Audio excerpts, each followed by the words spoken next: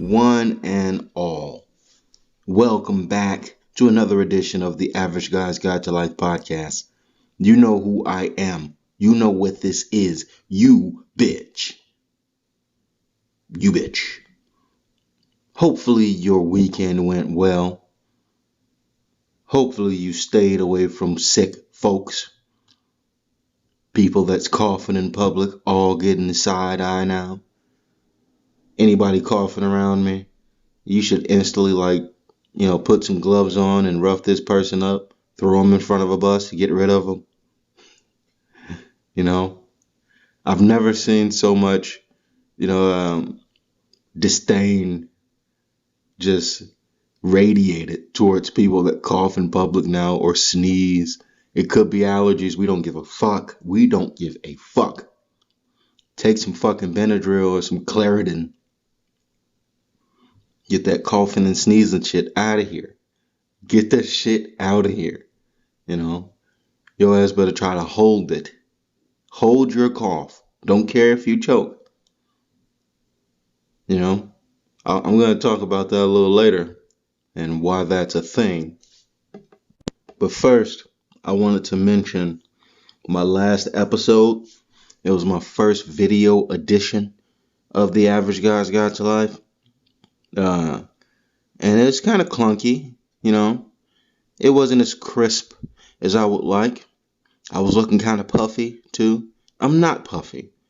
The camera does add 15 pounds. I don't know why I was looking so puffy. It looked like I had jowls. Like I was looking at that fucking video when I was editing it. And I'm like, what the fuck? Do I have jowls? What's going on? It look like I'm smuggling plums in my cheeks. My cheeks are not that big, folks. And I am not, it look like I got a husky head with an average body. It's like my head was gigantic. And the lighting was off. The sound was off. Trust me. Trust me when I tell you. You can take my word for it. By the time I do the next live edition or the next video edition of the podcast, the quality will be better. The sound will be better. The lighting will be better. Okay? This is a work in progress. I told you this before. I'm a one-man band here. I don't have a fucking producer. I don't have anybody mixing and mastering my audio. I do this shit myself. Why? Why do I do it myself? For you. For all of you. Because I love you. I really do. I really do love you. I don't know you. I wouldn't lend you money. I definitely wouldn't shake your hand. Not now. No hugs. No cheek kisses. None of that. I probably wouldn't invite you in my home. I definitely wouldn't want to meet your parents, or I wouldn't even want to meet your fucking dog. But I love you. I hope you guys understand that. So now that that's out of the way, and trust me, when I say that I'm going to do something, I do it, folks. All right? You definitely have my word. So the next video that I post of this podcast will be of higher quality and higher standard, and it'll look mostly like what it will look like going forward. It might change according to how I do the set. I might have a guest, but the quality itself will be the standard. All right? No one said anything, but I'm just projecting that someone will say something, so get the fuck off my back. Get all the way off of it. Just get the fuck off of it, okay? I have scoliosis. Speaking of, scoliosis isn't a disease, but whatever. Coronavirus. Let's talk about that because that seems to be the talking point of the entire nation. While kids play outside of my window right now with zero fucks, they give no fucks. They're playing basketball as we speak. The ball can be radiating coronavirus, like a green fog can be on that ball, and they're just passing it and shooting it, hitting off their head. They don't give a fuck. They don't know. They don't know what's going on. They probably don't feel like they're in danger. Fuck, they're not even in school, you know? But it is a thing. It is a thing currently happening, so I feel like I'll give my take on it. And my take isn't complete, I don't think, because I don't think the situation is complete. It's still developing day by day. Fuck, I had to go to work today. You know? They said you should partake in social distancing, you know? Doesn't that mean I should stay my ass home and not have to go to work? I would think that's what would happen, you know? Jobs would be like, "Hey, work from home today." But no, they want you to come in and potentially die. I'm not in the age range that would die on average, but still, what the fuck, America? What the fuck? You know? Is my health not important? Shit, do I really have to sit at this fucking desk surrounded by people that want to tell me about dumb shit? Breathing all in my area? Just breathing? You know? Telling me I should listen to Taylor Swift? This is a real fucking thing that happened to me today? Okay, let me digress for a little bit before I start talking about the COVID-19. I get into work this morning. You know when you wake up early, no matter how many hours of sleep you get, waking up early in the morning is not fucking normal. It's not normal. I don't give a shit who you are. I don't care you're proud. You wake up at 5 o'clock in the morning to go for a fucking jog or walk your dog, go to the CrossFit or do some shit. Go fuck yourself. I don't give a shit. Waking up at 5, 6, 7 o'clock in the morning is not fucking normal. Your body doesn't want to do it. We have alarms for a reason. Your alarm goes off to tell your dumbass to wake up because your body doesn't want to. That's the singular purpose of a fucking alarm. And it makes that annoying noise. You know what I'm talking about. That annoying fucking noise. It makes that noise so that it can jolt you awake. You're not ready to get up. You're not naturally going to get up. It just wakes you up. You know, forces you up. And then you look at the clock and you're like, fuck, you know, can I snooze this thing? And if you can't, you know, like me, I don't snooze my alarm. When that fucker goes off, I look at the time and I'm like, I gotta get up. Because I give myself a tight 30-minute window to shit, shower, shave, and dress. And brush my teeth. Tight 30-minute window. That's it. And then I'm out the fucking door. So by the time I make it to work, I literally just woke up not that long ago. So my body still isn't used to being up and moving. Like my brain isn't even at full capacity. Like it's barely functioning. I'm still thinking about the fucking dream I had about, you know, riding a goat through Mario Land or some shit. You know? So I'm at work with my brain half off. And people want to talk to you. Like, why do people find it necessary to speak to you early in the morning about some uninteresting shit? Some shit that isn't going to captivate you or jolt you awake like your alarm. You know, not some shit you care about. They're going to talk to you about some shit that they care about. And then hope that you listen. And you're just supposed to sit there and nod like, yeah, you know. When you're thinking in your head, why the fuck are you talking to me? Can't you tell that not only did I just get here, I don't want to be here, but I'm not even awake yet. And you're talking to me about how you obtained some fresh baked cookies from someone, a friend of a friend, gave you some fresh baked cookies. They were chocolate chip cookies, but they put frosting on the chocolate chip cookies, and you brought them for the rest of the office. And you think this is information that I don't want to hear at 7 o'clock in the morning. Bitch, if you don't get the fuck out my face right now, like go away. I don't care. I do not care. Maybe this is me being rude or mean, but of course I listened to her with my dead eyes. But I listened to her. She really seemed to care.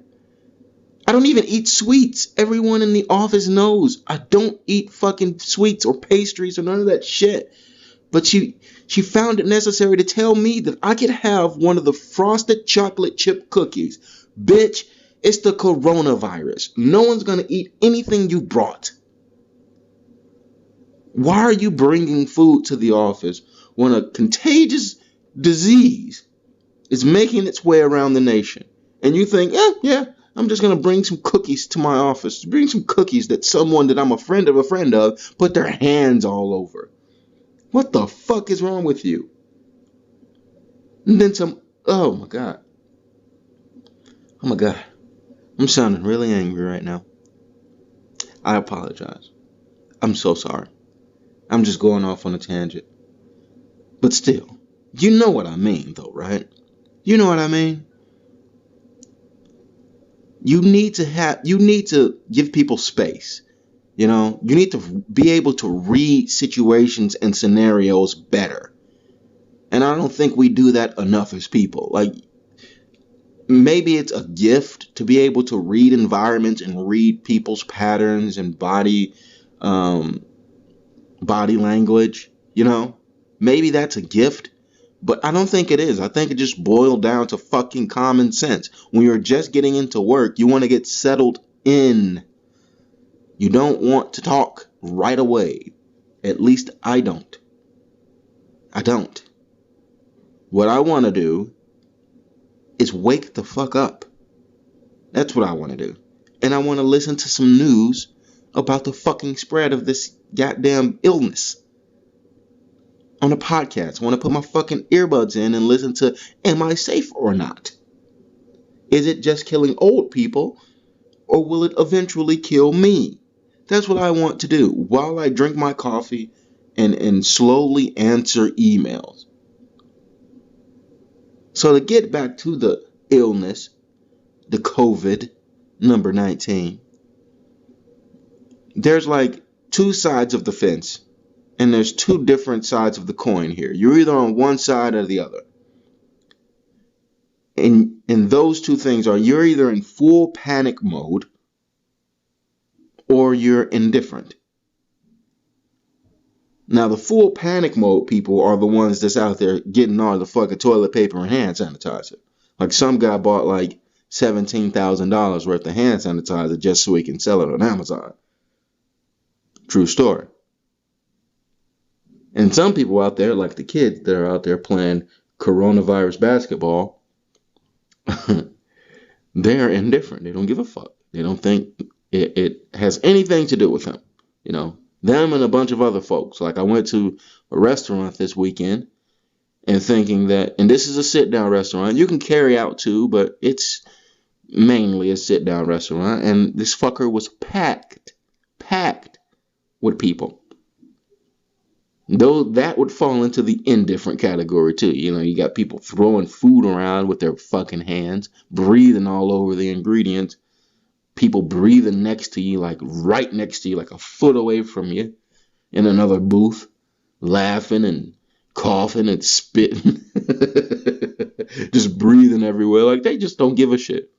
While the people in full panic mode are, you know, buying all the non-perishables, trying to get 2 years worth of tuna.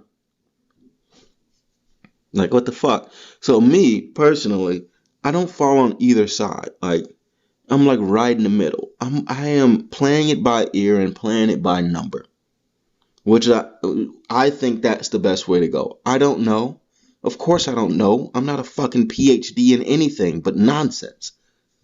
My PhD is in straight idiocy and bullshit. That's what I have my doctorate in. Okay, so you shouldn't take my advice as a medical professional. But as far as this situation and the way that it is progressing, I think that full-on straight apocalyptic panic isn't necessary. But I also think blissful ignorance, naivety, and indifference is not the right approach either. I think it's somewhere in the middle. You should be cautious, and careful, but you should also try and carry on the best way that you can in your day-to-day life and limit your risk. That's the best way. But that just happens to be how I live my life every day. So this is just my normal day-to-day life. This is just normal shit to me. I rarely interact with people as it is, not because I don't like people. As I said earlier, I love you all. I love you all. But stay the fuck away from me. No. No, I don't want you talking too close to my face. No. No, I don't care about your fucking chocolate chip frosted cookies. No. I love you though. I love you. Go away now. Go over there. Yeah, right. Yeah, right over there.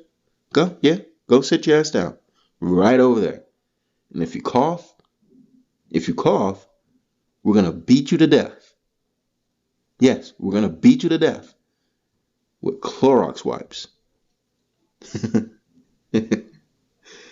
Okay, away from the serious shit now. So over the weekend, I got back into one of the greatest comedy shows ever produced.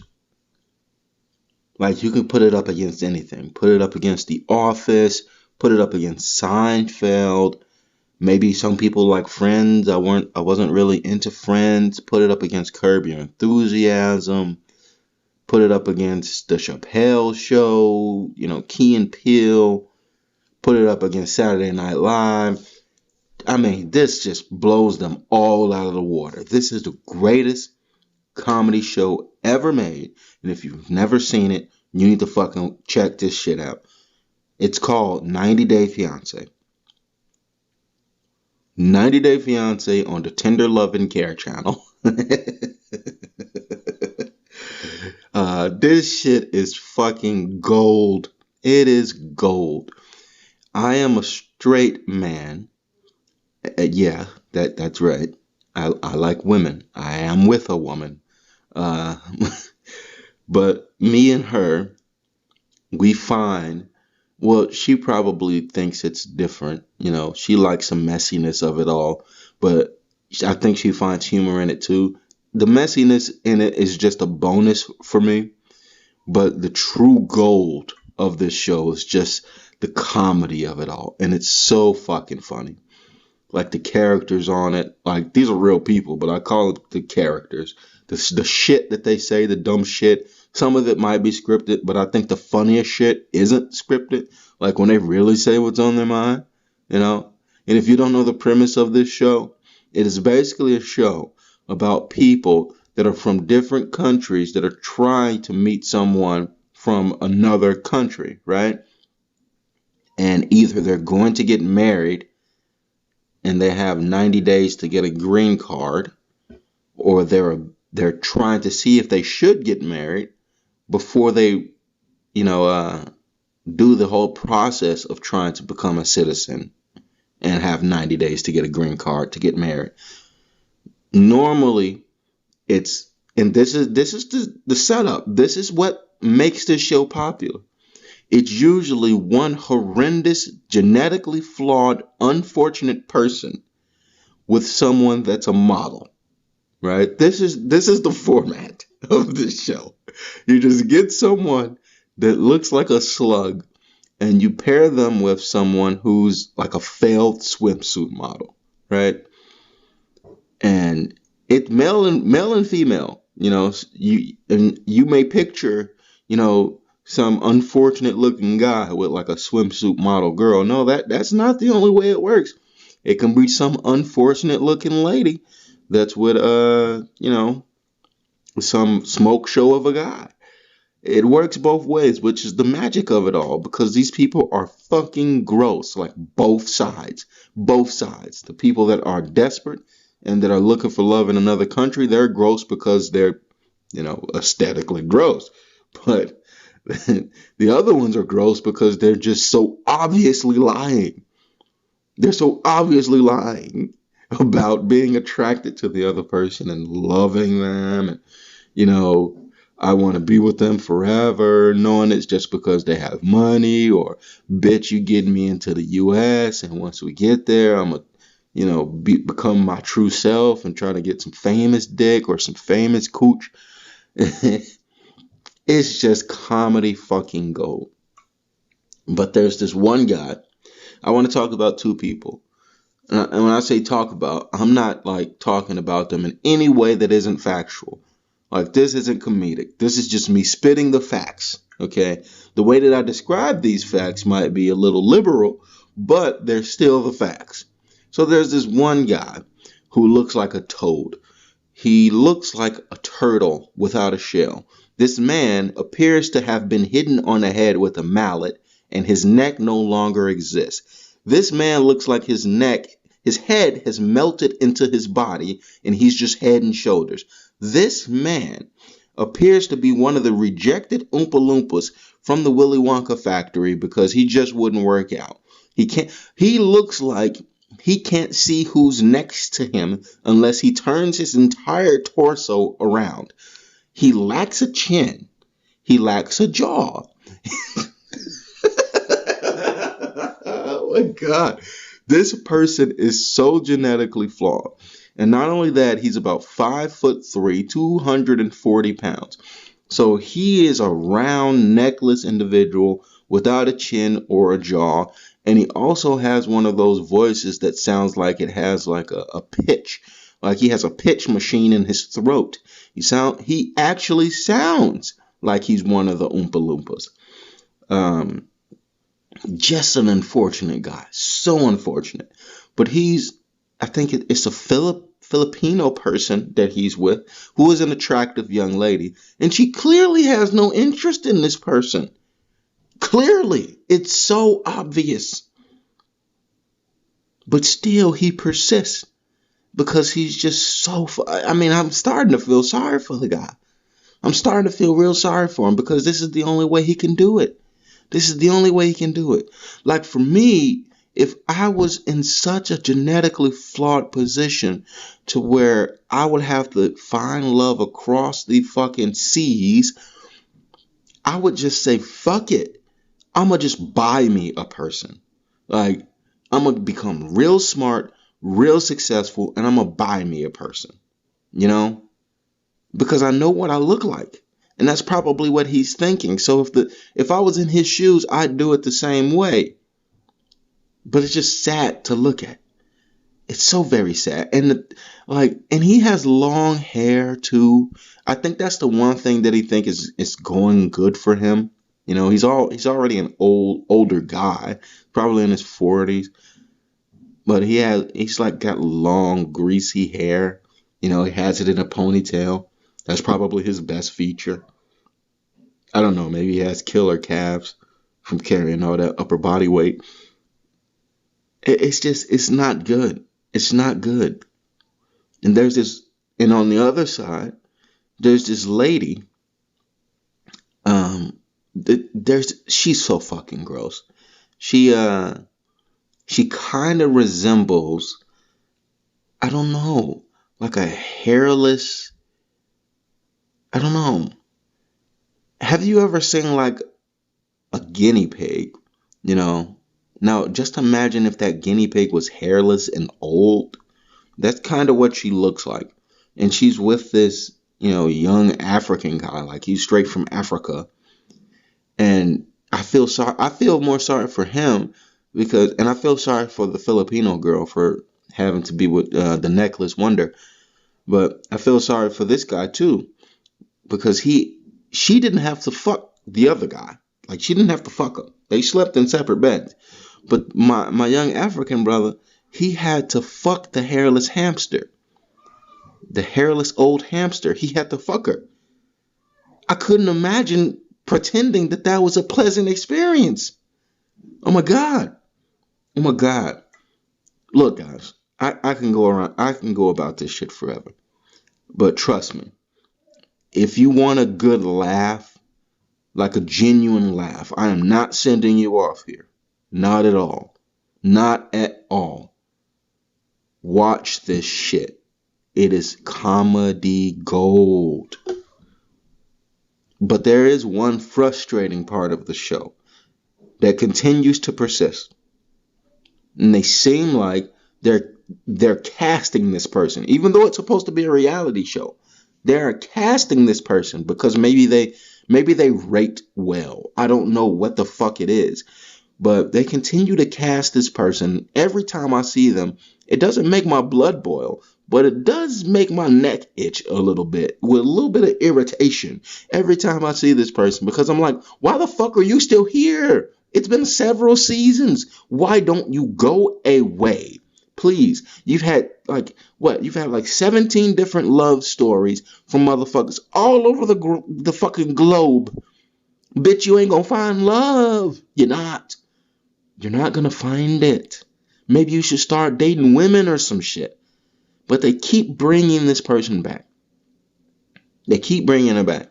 And she's an older woman. She's damn near 50. Damn near 50. But she got a little bit of money and she got a little bit of clout because of the show. And you know what older women do when they, certain older women, I'm not going to say all, but you know what certain older women do when they get a little bit of clout and they get a little bit of money? What do? They go see their neighborhood cosmetic surgeon. Of course. Of course. Now, when this person was first introduced, you could tell that they already had alterations. You could tell, but it wasn't as egregious as it is now. Now it's just fucking laughable. Now it's just, this bitch got a permanent pout face. Permanent. The profile of her face looks like a duck. I am not exaggerating. She had so many fucking fillers. Her lips probably aren't even human anymore. It doesn't even qualify as human flesh. It's something else. It's something else. And to stop her titties from looking old and sagging like they naturally should be, because she has kids too, her tits should naturally be looking like a 40-year-old woman. Nipples pointing down towards the ground. But she like, fuck that shit. I'm going to get as many boob jobs as I can. I don't care how concrete my tits look. Because the motherfuckers do look hard as fuck. But you can't tell her shit. Because every episode, this bitch out here with a bathing suit on. Like she just fucking Pamela Anderson in her prime. What the fuck are you doing? You look ridiculous. This person needs to go away. Her storyline naturally ended. Her storyline naturally ended the moment that she had enough money to get 17 plastic surgeries done. That's when her storyline ended. I don't know who's following this person. Who's following her story? I don't get it. Maybe it's women in her age range that wish that they could have the same procedures done to them so that they can look just as, odd as she does, because this person doesn't look like a human anymore. They look like a cyborg, like something like not a cyborg in like a Westworld or a Matrix or anything like that. I mean like a cyborg, like a first generation cyborg. Like we're just figuring out how to make them and they still look kind of funky. That's what the fuck she looked like. Like cosmetic surgery in general, I don't understand it. I don't understand it. I mean, if you are a person like the Necklace Wonder, Buddy that looked like a toad that I was talking about earlier.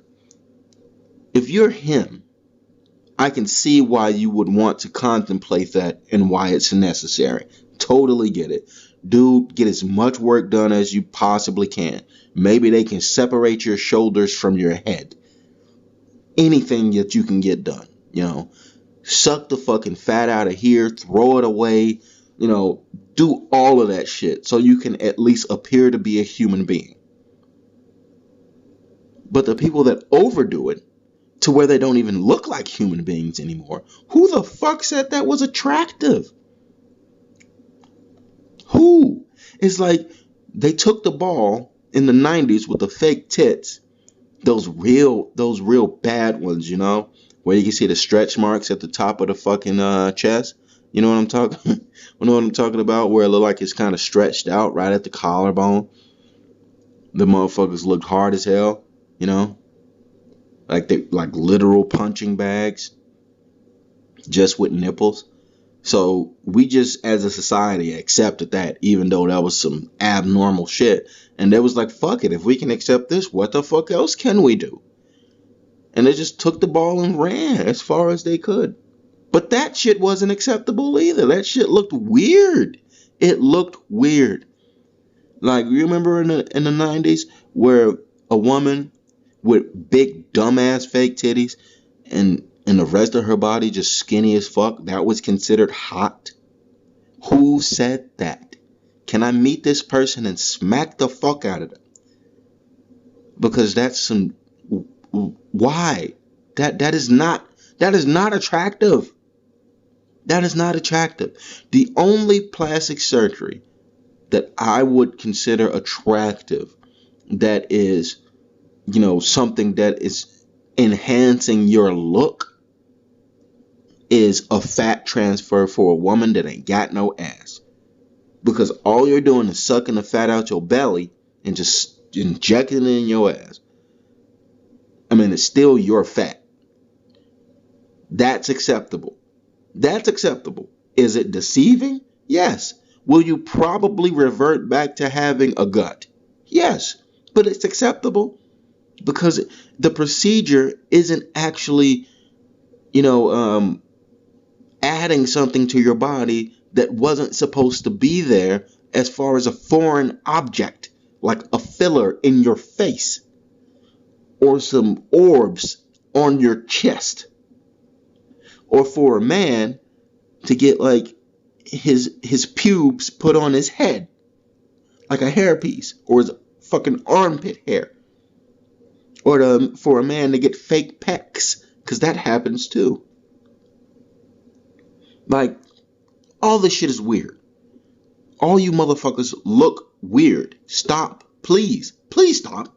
Please. Let yourself age naturally. Let yourself age how you're supposed to. Otherwise, you're going to look like a first generation fucking cyborg. Something that we just fucked up. And I think 20, 30 years from now, when plastic surgery or cosmetic surgery progresses to where you will still look human when you get it, we're going to look back and be like, what the fuck was we doing with these weird looking people? What the fuck were we doing? Like, they barely appear to be human beings. Why were we doing this? You know? I really want to know this though. I really want to know, like, someone tell me, anyone in the comments, who decided this was attractive? Who decided to get your lips blown up 4 times your regular size to where you have the permanent pouty face, or like you smell something that stank? Who decided that was normal? Or to have these rock hard boobs, or to even having the fat injected in your ass, like that's deceiving. And who decided that was normal? Or if you don't want the fat transfer, you just put one of the fucking orbs in your ass. Who decided that was attractive? Like walking around with these hard ass fake butts. Bitch, just go do some squats. What are you doing? At the end of the day though, like, in all seriousness, and I don't want to alienate people here. I don't want to sound like I'm stereotyping, because I'm not. But we as Americans in this country, we decided that black women is what every woman should look like. Say I'm lying. Say I'm fucking lying. Say I'm lying. We decided black women is what every woman is supposed to look like. Wide hips, big butt, big natural breasts, big lips, curly hair. That's what every woman wants to look like now. That's what every fucking woman wants to look like. And they don't have it naturally. Especially Caucasian women. Y'all lacking in the lip department. Y'all ass always look like you got a secret. Y'all lacking in the ass department. Genetics. You know. So what do? You go see your neighborhood cosmetic surgeon and you say, make me look like Beyonce.